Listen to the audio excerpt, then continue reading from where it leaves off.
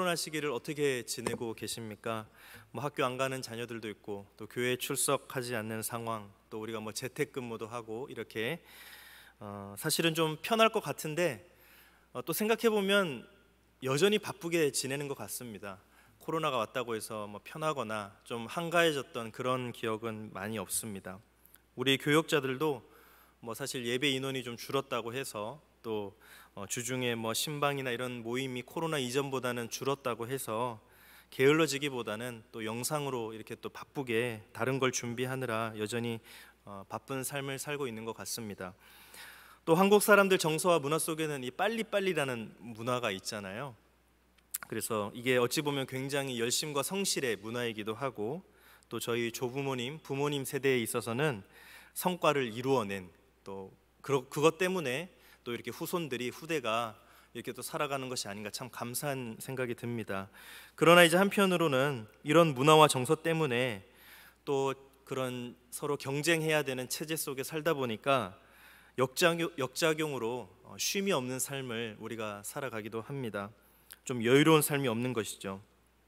제가 쉼에 대한 자료를 찾다 보니까 삼국지에 보니까요, 그 위촉오 세 나라의 이야기 아닙니까? 그 중에 책사가 2명 있었어요. 위나라에는 사마의라는 책사가 있었고, 촉나라에는 여러분 잘 아시는 제갈량, 제갈공명이 있었습니다. 정말 많은 전쟁에 승리했던 것은 제갈량인데 결국 승리를 거머쥔 건 이 사마의가 승리를 거머졌거든요.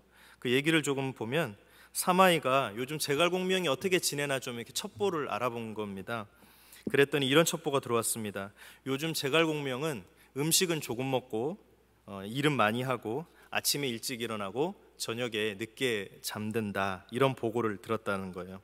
그러면서 이런 얘기도 또 들었답니다. 제갈공명이 그때 승상이면 거의 왕 아래 가장 높은 자리 아닙니까? 그럼에도 불구하고 태영 20대 이상은 이 제갈공명이 다 간섭을 했다는 것입니다. 관장했다는 것이죠. 그 시시콜콜한 것까지.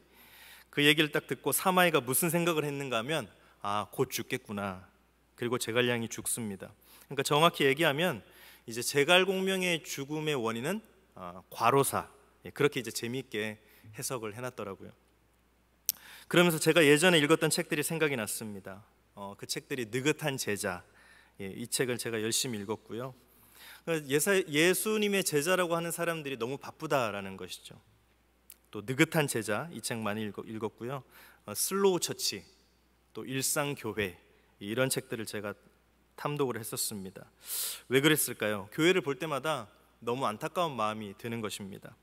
녹슬어 없어지지 말고 닳아 없어지라고 합니다. 하나님이 과연 우리 인생이 그렇게 닳아 없어지기를 원하시는가? 저는 아닌 것 같아요. 왜 그것을 알 수 있는가? 하나님은 굉장히 여유로우십니다. 성경을 통해서 우리가 배우는 것이 하나님은 여유로우시다. 제가 여러분들에게 꼭 말씀드리고 싶은 것은 하나님 나라는 하나님 시간표대로 흘러간다라는 것입니다. 하나님의 나라는 하나님의 시간표대로 흘러간다. 우리가 살아가는 직장, 학교, 교회, 가정, 이 모든 것이 하나님 나라의 퍼즐과 같은 일부분인데 그것에는 하나님의 시간표가 있다라는 것입니다. 그대로 흘러가는 것이죠. 우리는 자꾸 하나님은 쉬지 않으시고 우리에게 무엇인가를 성과를 내기를 원하시는 하나님, 이렇게 오해할 때가 많습니다. 그러나 하나님은 급한 분도 아니고요, 하나님은 혼란스러운 분도 아니고요, 하나님은 하나님의 시간표에 맞춰서 정확하게 일하시는 분이시거든요. 왜냐하면 인류의 시간이 하나님의 손에 있기 때문에 그렇습니다. 성경을 볼까요? 아브라함에게 하나님 75세에 나타나셔서 아들을 주겠다고 약속하셨습니다. 하필 왜 75세일까요? 30세도 있고 40세도 있잖아요. 다음날 다음에 바로 태어났습니까? 아니죠. 25년 걸렸습니다. 100세에 태어났습니다. 세상에 이렇게 여유로운 하나님이 어디 있을까요?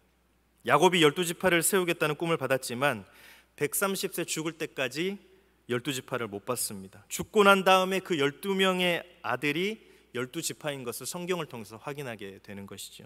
요셉 17살에 애굽으로 끌려가서 20년 동안 이후의 가족을 만나죠. 그리고 하나님의 섭리를 그제서야 깨닫게 됩니다. 20년이 걸렸습니다. 모세 40년 동안 미디안 광야에서 광야 생활을 했습니다. 우리의 눈으로 보면 허송세월 같은 그런 시간들이죠. 그러나 그 이후에 하나님이 쓰십니다. 하나님은 급하지 않으세요. 이스라엘 백성을 이끌어갈 때, 가나안 땅으로 이끌어 가실 때 40년 광야 생활을 시킵니다. 한 세대가 사라질 때까지 하나님의 시간표가 있습니다. 이제 구약과 신약의 사이를 좀 말씀드리려고 합니다.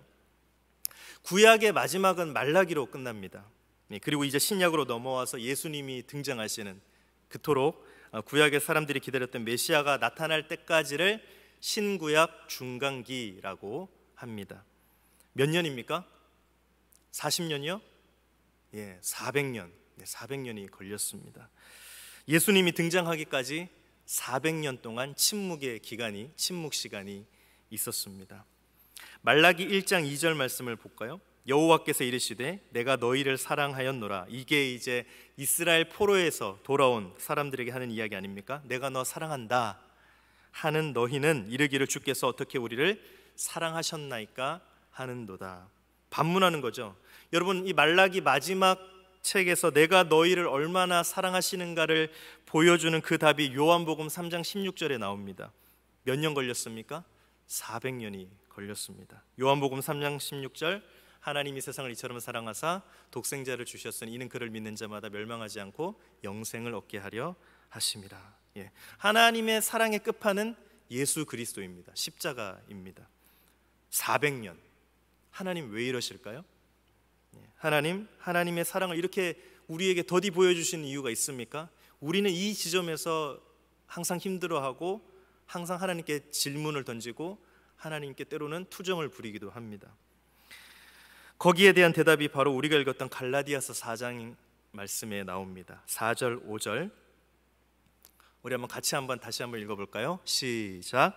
때가 차매 하나님이 그 아들을 보내사 여자에게서 나게 하시고 율법 아래에 나게 하신 것은 율법 아래에 있는 자들을 속량하시고 우리로 아들의 명분을 얻게 하려 하심이라. 아멘. 말라기에서 그토록 원했던, 이스라엘 백성들이 원했던 그 그림은 뭐냐 하면 사실은 다윗과 같은, 솔로몬과 같은 그런 유능한 강력한 왕이었습니다. 이스라엘 나라가 부강하게 세워지기를 원했거든요. 끊임없이 구약은 그렇게 오해를 합니다. 우리도 오해하죠. 이 땅의 그런 통치자, 나를 그렇게 평안하게 살게 할 수 있는 대통령, 그런 정치가, 그만한 물질. 그런데 하나님은 그런 것을 주시는 게 아니고요, 이 땅에 머물면서 살 동안의 축복만을 허락하시는 게 아니고 아들의 명분을 갖게 하려 하신다. 천국의 시민권자가 되게 하는 사랑을 주시려고, 훨씬 더 큰 사랑이죠. 언제요? 때가 차매. 때가 차매. 사랑하는 성도 여러분, 우리 삶에는 하나님의 시간표가 있습니다. 게으르게 살라는 게 아니고 운명론에 빠지라는 게 아니고 우리가 최선을 다하는 삶도 살고 신앙생활도 열심히 하지만, 하나님을 열심히 믿지만 꼭 그렇다고 우리의 삶이 언제나 풍요로운가, 그런 것과는 차이가 있다라는 그런 말씀입니다. 또 하나, 내 삶에 어려움이 오고 고난이 온다 할지라도 하나님은 여전히 나와 우리와 함께 동행하신다. 우리를 지켜보고 계신다. 하나님의 역사는 하나님의 뜻대로 계속 흘러가고 있다라는 것을 말씀하고 있습니다. 오늘 저는 무려 400년 동안의 이 신구약 중간기 동안에 무슨 일이 있었는가, 그러나 안타깝게도 이 400년의 기간은 성경에 기록되어 있지 않습니다. 오늘 우리는 역사에 대한 이야기를 조금 지루할 수 있지만 함께 보겠습니다. 그래서 역사를 주관하시는 하나님이 구약에서 신약으로 이렇게 넘어오는 동안, 다시 말하면 유대교라는 한 나라의 종교가 신약으로 넘어와서 복음이 전해지도록 세계의 종교가 되도록 하는 그 놀라운 역사를 이루시기 위해서 하나님께서 400년 동안 어떻게 역사하셨는가 한번 보도록 하겠습니다. 제가 400년의 시간을 다 얘기 드릴 수 있는 지식도 없고 시간도 부족하기 때문에 책을 한 권 중심으로 좀 나누겠습니다. 백석대 신학대학원의 김병국 교수님이 쓰신 신구약 중간사 이야기라는 책이 있습니다. 그것을 보고 한번 좀 나눠보도록 하겠습니다. 크게 네 가지를 제시하고 있습니다. 하나님의 예비하심이 무엇인가? 첫 번째는 회당이 세워졌다. 이방인의 땅에 세워진 유대인의 회당이 있었고요. 두 번째는 알렉산더 대왕이라고 하는 그 사람을 통해서 헬라어가 만국의 공통어라 할 정도로 퍼져나갔다. 세 번째는 그 헬라어로 구약 성경이 번역이 되었다라는 것. 또 마지막은 로마 시대에 이르러서 도로와 법이 세워졌다라는 것입니다. 이런 400년의 역사가 쓸모없는 시간이 아니고 하나님의 복음을 전하는데 준비된 기간이고 다 유용하게 쓰여졌다라는 것을 말씀하고 있습니다. 여러분, 루터가 16세기에 종교개혁을 일으켰을 때도 마찬가지입니다. 어떻게 그렇게 종교개혁의 열풍이 막 퍼져나갈 수 있었는가? 분석을 할 때 빠지지 않고 나오는 분석이 바로 인쇄술 때문이었다라는 것입니다. 1450년경부터 유럽에는 인쇄소라는 게 생겨났습니다. 활자를 만들고 그것을 잉크로 찍어내는 것이죠. 그 안에는 지식인들이 있었고 지식인들의 교제가 있었습니다. 왜냐하면 글을 알고 있으니까요. 그 이후에 루터의 종교개혁이 일어났을 때 이 인쇄소는 큰 역할을 하게 됩니다. 왜냐하면 그 당시의 성경은 다 라틴어였거든요. 사제들조차도 알아먹지 못하는 그런 글씨였습니다. 그런데 루터가 성경을 독일어로 번역을 하죠. 독일 사람들이 다 알아볼 수 있도록. 근데 여러분, 그걸 번역을 한 다음에 이걸 어떻게 일일이 쓰면 그게 다 퍼지겠습니까? 퍼질 수가 없죠. 쓰자마자 인쇄소에 맡겨서 막 찍어내서 이렇게 퍼지게 된 것입니다. 일파만파 퍼지는 거죠. 그리고 개신교 역사가 그때부터, 종교개혁의 운동이 그때부터 막 불이 붙기 시작했습니다. 코로나는요, 우연일까요? 저는 여러분들에게 코로나가 하나님께서 우리에게 무슨 뜻이 있어서 심겨주셨다 그런 걸 말하는 게 아니라, 그걸 누가 알겠습니까? 그건 아무도 모르는 것이죠. 그러나 역사와 시간을 주관하시는 하나님의 손이 우리 안에 있는 것을 믿는다면 이 코로나의 시간도 하나님의 역사하심, 주관하심, 계획하심이 있다라는 것이죠. 그런 의미에서 이 신구약 중간기 400년의 시간을 아는 것은 저와 여러분들에게 또 큰 도움이 되리라고 생각합니다. 첫 번째, 회당에 대한 얘기부터 좀 드리겠습니다. 회당은 왜 생겼는가 하면요, 남북 이스라엘이 분열되고 아수르 바벨론에게 이렇게 망한 다음에 이스라엘 백성들이 사실은 다 뿔뿔이 흩어졌습니다. 이방 땅으로. 그것을 디아스포라라고 합니다. 흩어졌는데 다행인 것은 이방 땅에서도 이방의 왕이 관용 정책을 베풀어서 종교를 허용해 주었습니다. 그럼 그 당시 유대인들은 남자 10명만 모여도 회당이 세워졌습니다. 흩어진 유대인들이 회당을 세우기 시작한 거죠. 그리고 거기서 하나님께 제사를 드리고 예배를 드렸습니다. 그러니까 몇백 년 동안 디아스포라가 있었으니까 그곳에 유대인의 회당이 얼마나 곳곳에, 유럽 곳곳에 전역에 세워졌겠습니까? 그리고 그 안에 모이는 구성원들도 독특합니다. 세 부류가 그 회당에 모였는데, 첫 번째가 태생적인 유대인들입니다. 이것은 유대인 부모 밑에서 태어나서 8일 만에 할례를 받으면 태생적으로 유대인이 되는 것이죠. 두 번째는 개종한 사람들이 있었습니다. 이방인이었지만 할례를 받으면 개종인이 되는 것입니다. 세 번째 부류의 사람이 있었는데 그게 누군가 하면 하나님을 경외하는 자들이었습니다. 하나님이 계신 것 같아 이방 백성 중에서도 두려워하는 것이죠. 그럼에도 아직 할례는 받지 않은 그런 사람들입니다. 여기서 주목해 봐야 되는 대상이 바로 이 세 번째 사람들입니다. 아직 할례도 안 받고 아직 어찌 보면 하나님의 백성으로서 이렇게 딱 정해진 사람들도 아니잖아요. 일종의 이제 전도 대상자들, 이렇게 생각하면 되겠습니다. 우리로 치면 복음을 들어야 되는 사람들. 그래서 예수님이 이 땅에 오셔서 복음을 전하러 가실 때마다 어디로 가십니까? 동네의 회당으로 가시죠. 사도 바울이 3차 전도 여행을 곳곳으로 다닐 때마다 어디를 근거지로 삼습니까? 다 회당을 근거지로 삼습니다. 유대인의 회당. 그러면 유대인들만 전도하려고 간 건가? 아니죠. 바로 이 세 번째 부류의 사람들, 이 사람들이 중요한 사람들이죠. 사도행전 13장 26절 말씀, 형제들아, 아브라함의 후손과, 이건 태생적 유대인을 말하는 겁니다. 너희 중 하나님을 경외하는 사람들아, 이게 누굽니까? 아직 할례 받지 않은, 아직 전도받지 않은 사람들, 이 구원의 말씀을 우리에게 보내셨거늘, 이렇게 얘기해서 아직 할례 받지 않은 사람들을 개종시켜서 이제 교회로 데리고 오는 것이죠. 그래서 유대인들이 사실 바울을 엄청 싫어했습니다. 왜냐하면 자꾸 유력한 사람들을 회당에서 빼가니까. 이 세 번째 부류의 사람들이 사도 바울의 복음을 듣고 회당에서 나와서 어디로 갑니까? 교회로 가는 것이죠. 그 일이 회당에서 일어났던 것입니다. 유대교가 이런 세계의 종교가 될 수 있었던 것은 회당이 있었습니다. 오늘날로 치면 이 교회라고 할 수 있겠죠. 이 교회 안에는 그래서 믿지 않는 사람들이 와야 됩니다. 복음을 궁금해하는 사람들이 좀 와야 됩니다. 그런데 못 오는 곳이 되어버렸습니다.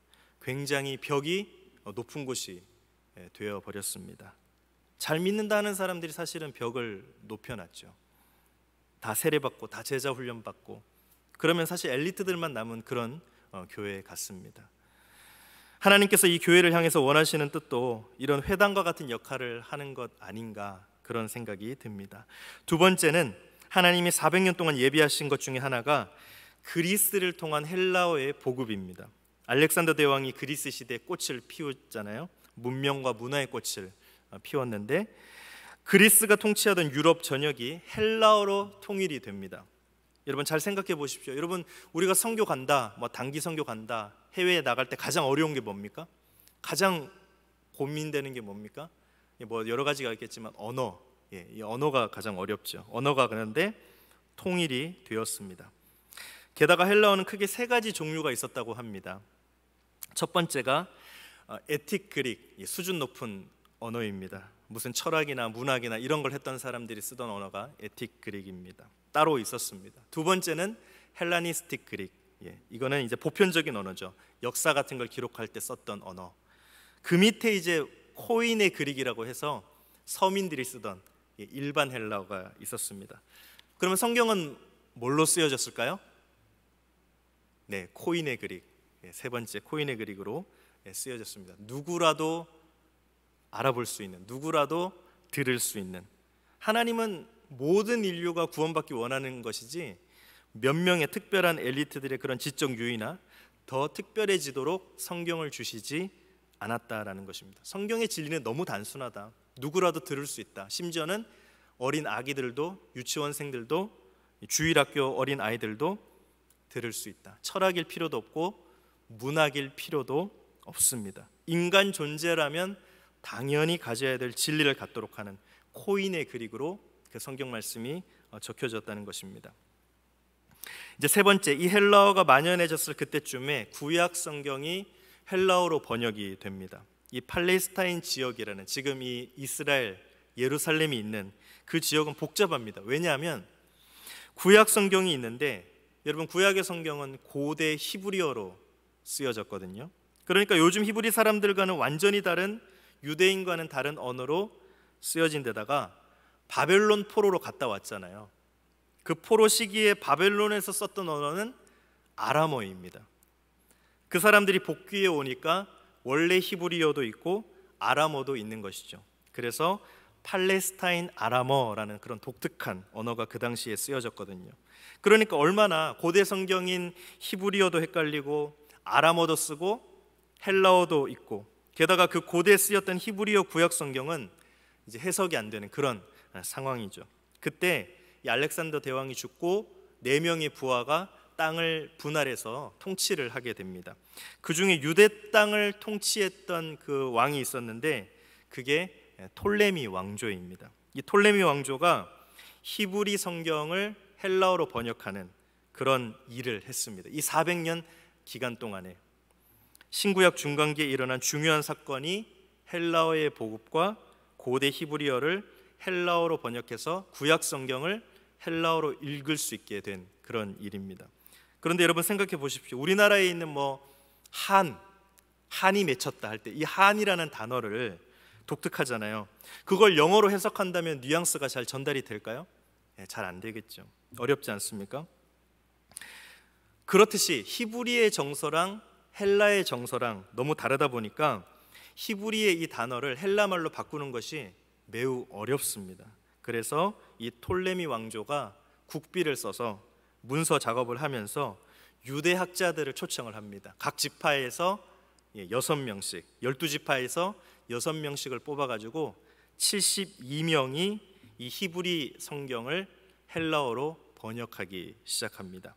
그게 바로 우리가 요즘 얘기하는 70인역, 70인역이라는 그런 성경입니다. 정확히 얘기하면 72명이 번역을 했지만 그 당시 이제 뒤에 있는 좀 의미 없는 숫자는 이렇게 잘라내는 그런 문화가 있었기 때문에 그래서 70인역 이렇게 규정이 됩니다.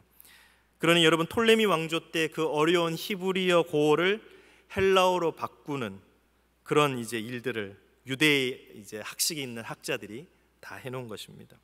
그래서 신약 시대가 딱 돌아야 했을 때 구약을 인용할 수 있는 것이죠. 구약을 해석을 할 수 있게 된 것입니다. 사도 바울이, 예수님이, 베드로가 구약을 끌어다 쓰잖아요. 여러분, 그게 없었더라면 팔복이나 산상수훈이 이해가 가능했겠습니까? 그게 없었다면 그렇게 안 됐을 것입니다.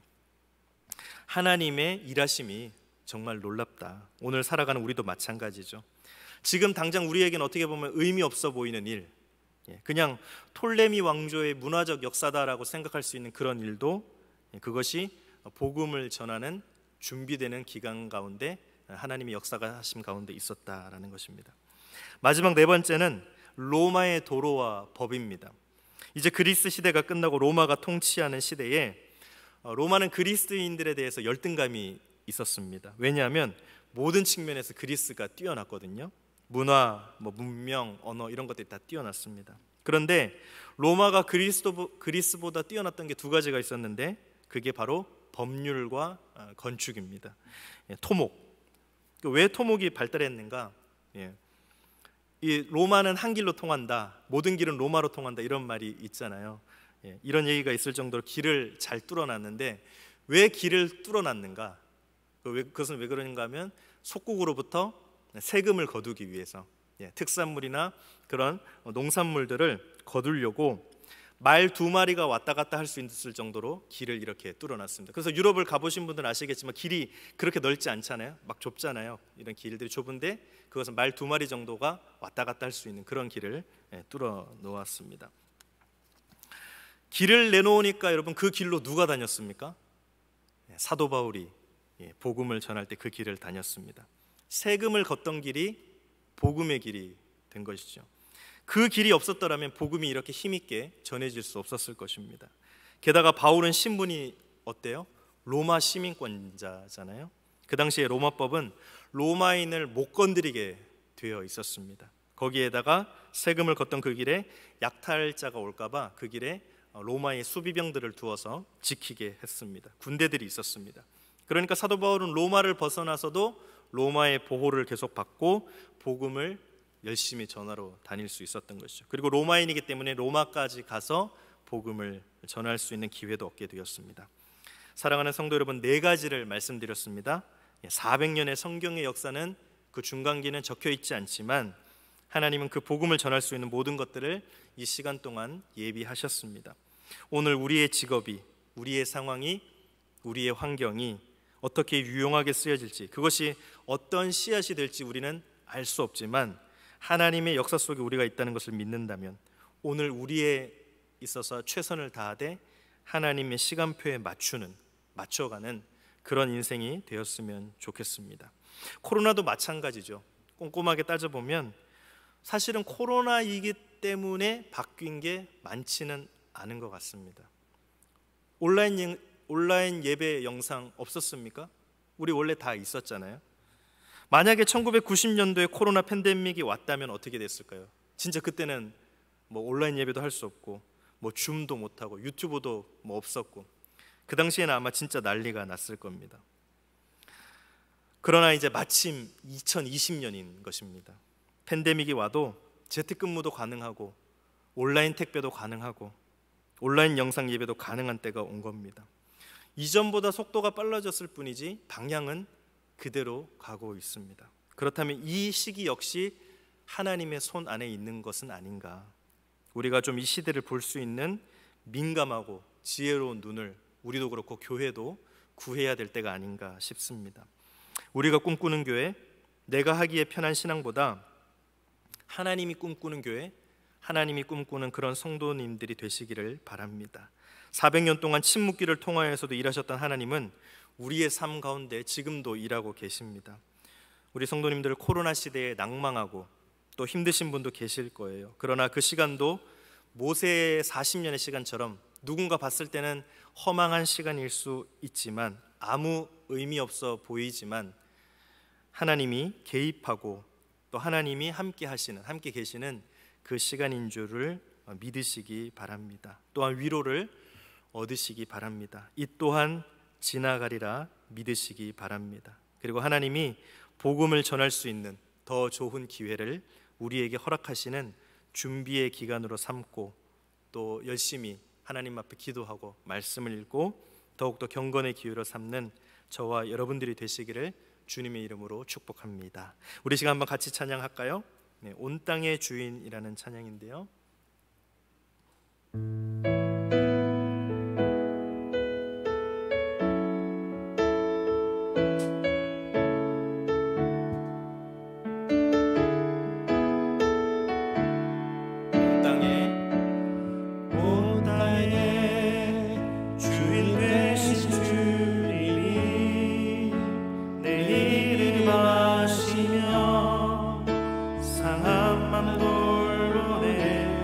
밝히시는 새벽별, 어둠을 밝히시는 새벽별, 밤하늘 은혜와 주의 길 비추시네. 나로 인함이 아닌,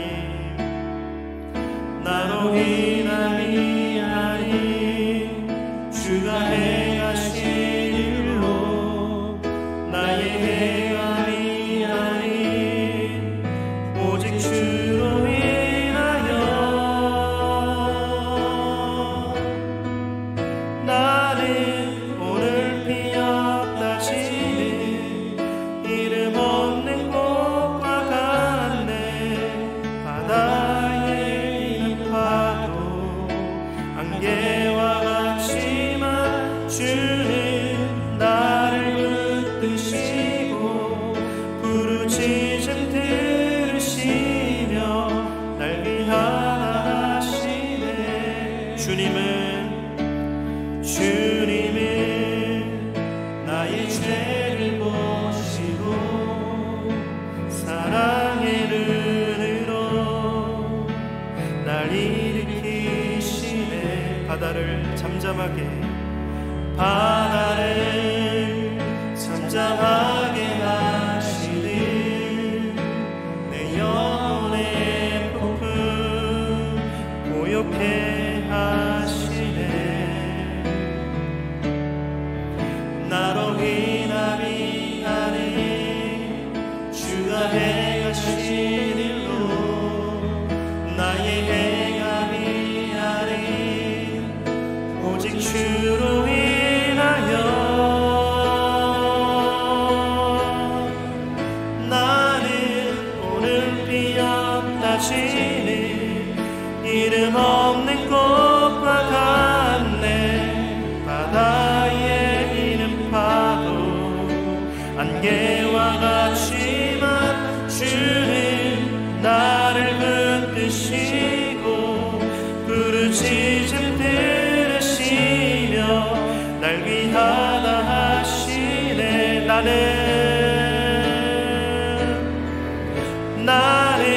오늘 피었다 지는 이름 없는 꽃과 같네. 바다에 있는 파도 안개와 같지만 주는 나를 붙드시고 부르짖음 들으시며 날 위하다 하시네. 나 오직